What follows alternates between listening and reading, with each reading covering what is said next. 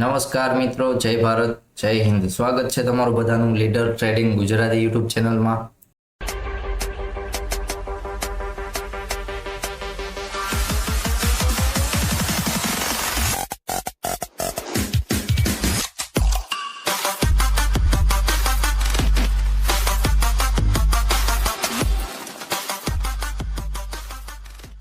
તો ચલો મિત્રો, આજે હતી 6 ડિસેમ્બર અને શુક્રવારનો દિવસ. આજના દિવસે આરબીઆઈનો પોલિસીનો દિવસ હતો. તો આજના દિવસે ક્યાંક બેંક નિફ્ટીમાં સારી એવી મોટી બે કેન્ડલ જોવા મળી છે, કારણ કે થોડી ઘણી મુવમેન્ટ આવી છે. જે ન્યૂઝ હતા એની ક્યાંક. અને નિફ્ટીની વાત કરીએ તો નિફ્ટીમાં પણ કેન્ડલ થોડી ઘણી બનેલી છે, પણ પછી જોવા જઈએ તો માર્કેટ સાવ સાઇડવેઝની રેન્જમાં વયું ગયું હતું અને ક્લોઝિંગ પણ સાઇડવેઝ થઈ ગયું છે. આપણે સવારમાં પહેલી વાર પણ લાઈવ કર્યું હતું અને જ્યારે વોઇસ પ્રોબ્લેમ હતો પછી બીજી વાર લાઈવ કર્યું હતું ત્યારે પણ જોયું હતું કે માર્કેટ સારી એવી રેન્જમાં ચાલતું હતું. તો ત્યારે આપણે એક લેવલ આપેલા હતા કે જે ટેલિગ્રામની ફ્રી ચેનલમાં લેવલ સેન્ડ કરેલા હતા નિફ્ટી બેંક નિફ્ટીને બંનેના. તો એ જ લેવલ ઉપર આપણે ક્યાંક લાઈવમાં કામ કરવાનો પ્રયત્ન કરતા હતા, પણ ત્યારે લેવલનું બ્રેકડાઉન ન જોવા મળ્યું અને લાસ્ટમાં એક બ્રેકડાઉન જોવા મળ્યું. પછી માર્કેટ છે એના એ લેવલ પાસે ક્યાંક સાઇડવેઝ ઝોનમાં ક્લોઝિંગ થઈ ગયું હતું.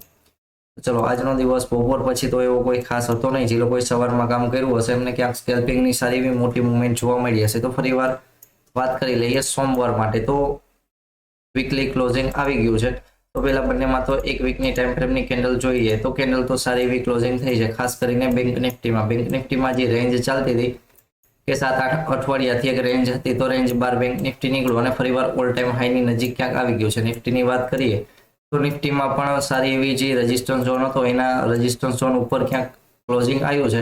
તો નિફ્ટી માટે પણ સારા એવા સમાચાર કહી શકાય, પણ ક્યાં સુધી કે જ્યાં સુધી રેઝિસ્ટન્સ ઝોન એટલે કે હવે સપોર્ટ ઝોન તરીકે વર્ક કરી શકે છે. તો જ્યાં સુધી સપોર્ટ ઝોન ઉપર છે ત્યાં સુધી એક અપર સાઇડનો વ્યૂ રાખી શકાય કે ફરીવાર 25,000ના ઝોન અને એના ઉપર 25,600ના પણ લેવલ જોવા મળે કે આવનારા અઠવાડિયામાં. અને બેંક નિફ્ટીની વાત કરીએ તો બેંક નિફ્ટીમાં સારો એવો સપોર્ટ ઝોન છે કે માર્કેટ એના ઉપર છે ત્યાં સુધી. સપોર્ટ ઝોન ક્યાં સુધી છે કે 52,500નું લેવલ છે કે એનો એક સારો એવો માર્કેટે સપોર્ટ બનાવ્યો છે. દિવસની ટાઈમ ફ્રેમમાં જોઈએ તો પણ ખ્યાલ આવી જાય કે માર્કેટે જે રેઝિસ્ટન્સ ઝોન હતો એ જ ઝોન પાસે વારંવાર માર્કેટમાં સેલિંગ જોવા મળતું હતું. ફરીવાર પુલ બેક થઈ અને સારી એવી મોટી મુવમેન્ટ જોવા મળી છે. હવે ઉપરના ઝોનમાં જોઈએ તો 54,500નું ક્યાં કંઈક રેઝિસ્ટન્સ ઝોન તરીકે કામ આવી શકે છે. નિફ્ટીની વાત કરી લઈએ તો નિફ્ટીમાં પણ દિવસની ટાઈમ ફ્રેમમાં માર્કેટે સારું એવું એક બ્રેકઆઉટ જોવા મળ્યું છે, પણ હજી કોઈ વધારે મુવમેન્ટ જોવા નથી મળી. એની ઉપર સાઈડમાં સારો એવો રેઝિસ્ટન્સ ઝોન છે એ 50,200નું લેવલ ક્યાંક રહી શકે છે કે દિવસની ટાઈમ ફ્રેમ મુજબ સારો રેઝિસ્ટન્સ ઝોન એને કહી શકાય. માર્કેટ જે એક ડાઉન ટ્રેન્ડમાં ચાલતું હતું તો લાસ્ટ સારો એવો જે પુલબેક વાળી જગ્યા હતી અને રેઝિસ્ટન્સ ઝોન જ્યાં આવતું હતું કે 24,500 વાળું લેવલ હતું, 24,500 થી 24,600નું લેવલ. તો માર્કેટ એના ઉપર નીકળી ગયું છે અને એના ઉપર ક્લોઝિંગ પણ આપી દીધું છે. તો ફરીવાર ડાઉન સાઇડની સારી મુવમેન્ટ છે. ઇન્ટ્રાડે માટે 500નું લેવલ રહેવાનું છે કે 480ના લેવલ નીચે ઇન્ટ્રાડેમાં થોડીક ફાસ્ટ મુવમેન્ટ જોવા મળી શકે છે. અને દિવસની ટાઈમ ફ્રેમમાં ફરી પાછું માર્કેટ છે 500ના ઝોન નીચે ક્લોઝિંગ આવવા માંડે છે તો પાછું નિફ્ટીમાં પણ ડાઉન સાઇડનું મુવમેન્ટ એના નીચે ક્યાંક પાછું જોવા મળી શકે છે. તો આ તો મોટો વ્યૂ. વાત કરી લઈએ ફરીવાર 10 મિનિટની ટાઈમ ફ્રેમમાં. 1 અવરની ટાઈમ ફ્રેમમાં પણ જોઈએ તો નિફ્ટીમાં એક ટ્રેન્ડ લાઇન ચાલુ છે જ્યાંથી માર્કેટ એક ટ્રેન્ડ લાઇનને ફોલો કરીને કામ કરે છે. તો એ 1 અવરની ટાઈમ ફ્રેમ મુજબ આપણે ટ્રેન્ડ લાઇન લીધેલી છે. જે ટેલિગ્રામની ફ્રી ચેનલ છે એમાં ક્યાંક લેવલ સેન્ડ કરેલા છે 2-3 દિવસથી. જ્યારે પાછળ લેવલ સેન્ડ કર્યા હતા ત્યારે પણ ટ્રેન્ડ લાઇન હતી ક્યાંક અને હાલ પણ લેવલમાં ટ્રેન્ડ લાઇન આવે છે. તો ઇન્ટ્રાડેમાં આપણે જોશું કે ટ્રેન્ડ લાઇન પાસે માર્કેટ આવીને ક્યાંય અપર સાઇડની અથવા એના નીચે એક ડાઉન સાઇડની મુવમેન્ટ ક્યાંક આપી શકે છે. તો ચલો મિત્રો, વાત કરી લઈએ ક્યાંક 10 મિનિટની ટાઈમ ફ્રેમમાં. તો ચલો, લેવલ છે, લેવલ બધા ટેલિગ્રામની ફ્રી ચેનલ ચાલે છે એમાંથી લેવલ મળી જશે. વાત કરી લઈએ નિફ્ટીની ક્યાંક સોમવાર માટે કયા લેવલ ઉપયોગી રહી શકે છે. નિફ્ટી માટે સારા સપોર્ટની વાત કરીએ તો 24,480નું લેવલ છે જે સપોર્ટ ઝોન તરીકે કામ આવી શકે છે. 677ના લેવલ પાસે ક્લોઝિંગ આવ્યું છે. ફરીવાર માર્કેટ સાઇડવેઝ જ ઓપન થઈ જાય છે તો 760 વાળું લેવલ છે કે એના ઉપર માર્કેટમાં 860ના ઝોન સુધી એક મુવમેન્ટ જોવા મળી શકે છે. ફરીવાર સાઇડવેઝ ઓપનિંગ થાય છે અને ડાઉન સાઇડ માટે 620ના લેવલ નીચે નીકળે છે તો એક માર્કેટમાં ટ્રેન્ડ લાઇન સુધી એક ડાઉન સાઇડનું મુવમેન્ટ આવી શકે છે અને વધારે ક્યાં સુધી 500ના ઝોન સુધી.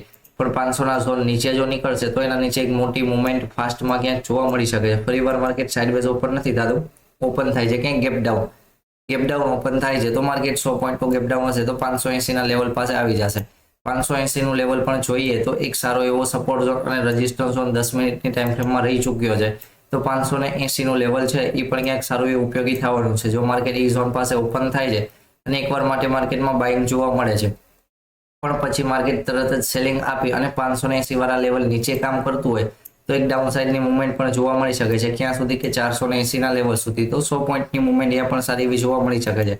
ફરીવાર માર્કેટ સોમવારે કોઈ ન્યૂઝના કારણે વધારે ગેપ ડાઉન ઓપન થઈ જાય છે તો 500 નું લેવલ હશે કે અહીંયા એક સારો એવો સપોર્ટ ઝોન તરીકે કામ આવી શકે છે. સપોર્ટ ઝોનનો ઉપયોગ ક્યારે કરીશું કે માર્કેટ 500 ના ઝોન પાસે ઓપન થતું હોય, એકવાર માટે 460 થી 470 વાળા લેવલ પાસે જાય અને પાછું 500 વાળા લેવલ ઉપર આવતું રહે તો ત્યારે આપણે 520 વાળું લેવલ રાખી દેવાનું કે એના ઉપર સી સાઈડની એન્ટ્રી કરી શકાય. ફરીવાર 670 અને 800 ના ઝોન સુધીના ક્યાંક ટાર્ગેટ માટે પણ માર્કેટ ઓપન ઈ ઝોન પાસે થઈ જાય છે. પહેલી કેન્ડલ આવી જાય છે ગ્રીન અને ગ્રીન કેન્ડલ આવી જાય છે 580 પાસે પહોંચી જાય છે અને ફરીવાર ઈ કેન્ડલ પાછી નીચે નીકળી જાય છે તો ડાઉન સાઇડની મુવમેન્ટ માટે ત્યારે પણ પ્લાનિંગ થઈ શકે કે ફરીવાર 480 ના લેવલ નીચે નીકળે તો એક ડાઉન સાઇડની મુવમેન્ટ પણ સારી એવી સ્પીડમાં ક્યાંક જોવા મળી શકે છે. ફરીવાર માર્કેટ ઓપન થઈને જ 500 ના લેવલ નીચે ને નીચે કામ કરતું હોય તો આપણે ડાઉન સાઇડનો વ્યૂ રાખીને બેસી જશું. ફરીવાર માર્કેટ ક્યાંય ગેપ ડાઉન ઓપન નથી થતું, ઓપન થાય છે ક્યાંય ગેપ અપ.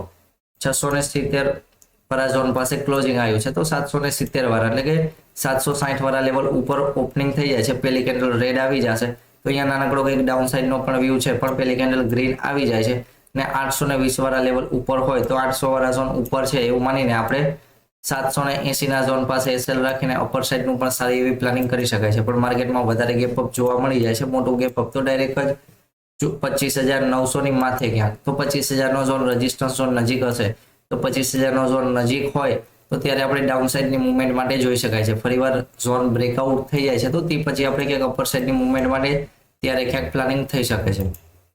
તો ચલો વાત કરી લઈએ બેંક નિફ્ટીની. બેંક નિફ્ટીની વાત કરીએ તો નિફ્ટી કરતાં થોડુંક વધારે બુલિશ છે બેંક નિફ્ટી, કારણ કે ફરી પાછું ઓલ ટાઈમ હાઈ પાસે પહોંચવા આવ્યું છે.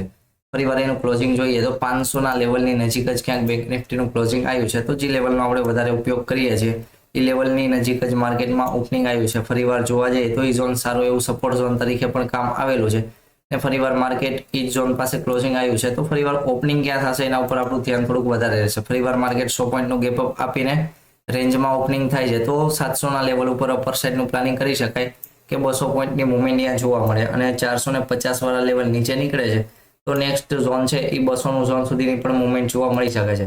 ફરીવાર માર્કેટ ઓપન છે એ ગેપ ડાઉન થોડું ઘણું પણ જોવા મળશે તો 500 ના લેવલ નીચે હશે તો આપણે અપર સાઇડની મુવમેન્ટ માટે વ્યૂ 500 ના ઝોન ઉપર રાખશું અને 500 ના ઝોન નીચે હશે તો ત્યારે ડાઉન સાઇડના વ્યૂ માટે પણ જઈ શકાય છે કે ફરીવાર 200 નું ઝોન પણ જોવા મળે. પણ માર્કેટ ઓપનિંગ થોડું ગેપ ડાઉન થઈ જાય છે ડાયરેક્ટ 200 વાળા લેવલ પાસે તો ત્યારે વેઇટ કરી લેવાનો છે. જો પેલી કેન્ડલ અહીંયાથી ગ્રીન બને છે અને ગ્રીન કેન્ડલ 300 થી 400 વાળા લેવલ ઉપર નથી જઈ શકતી અને એ ઝોન પાસેથી ફરીવાર પાછું સેલિંગ આવી અને 200 ના લેવલ નીચે નીકળે છે તો ડાયરેક્ટ નીચે પણ 200 પોઈન્ટનો ટાર્ગેટ જોવા મળી શકે છે જ્યાં 53,000 નું ઝોન પણ જોવા મળી શકે છે. ફરીવાર માર્કેટ ગેપ ડાઉન ઓપનિંગ થાય છે ને ઓપનિંગની સાથે જ પહેલી જ કેન્ડલ 500 ના લેવલ ઉપર નીકળી જાય છે તો 500 ના લેવલ ઉપર આપણે અપર સાઇડની મુવમેન્ટ પણ પ્લાનિંગ કરી શકાય, કારણ કે માર્કેટે ત્યારે સારો એવો સપોર્ટ બીજી વાર પણ લીધો હશે. આજના દિવસે જે લોઅર પોઈન્ટ છે એ જ લોઅર પોઈન્ટ ક્યાંક સપોર્ટ ઝોન તરીકે પણ કામ આવી શકે છે. ફરીવાર માર્કેટ ગેપ ડાઉન ઓપન નથી થતું, ઓપન થાય છે ગેપ અપ. 500 ના ઝોન પાસે ક્લોઝિંગ આવ્યું છે, 200 પોઈન્ટનું ગેપ અપ હશે તો ડાયરેક્ટ માર્કેટ 700 વાળા લેવલ પાસે ઓપન થઈ જશે. 700 વાળા લેવલ પાસે ઓપન થઈ જાય છે તો પણ તમને આ 100 પોઈન્ટ 150 પોઈન્ટનું સ્કેલ્પિંગની મુવમેન્ટ જોવા મળી શકે છે કે 700 વાળા લેવલ ઉપર હોય તો અહીંયા સી સાઇડ પ્લાનિંગ કરીએ અને 890 ના ઝોન સુધીના ક્યાંક ટાર્ગેટ માટે પણ માર્કેટ વધારે ગેપ અપ ઓપન થઈ જાય છે કે 400 પોઈન્ટ પ્લસનું ગેપ અપ હશે તો માર્કેટ 891 એટલે 900 વાળા લેવલ પાસે ઓપન થઈ જશે. 900 વાળા લેવલ પાસે ઓપન થઈ જાય તો ત્યારે પી સાઇડનો વ્યૂ ક્યારે રાખીશ, ક્યારે એકવાર માર્કેટ 54,000 ના ઝોન ઉપર જાય અને પાછું માર્કેટ 900 ના લેવલ નીચે નીકળે તો ત્યારે એક પી સાઇડનો વ્યૂ રાખીને પ્લાનિંગ થઈ શકે કે રેઝિસ્ટન્સ ઝોન છે એ મુજબ ક્યાંક પ્લાનિંગ કરી શકાય.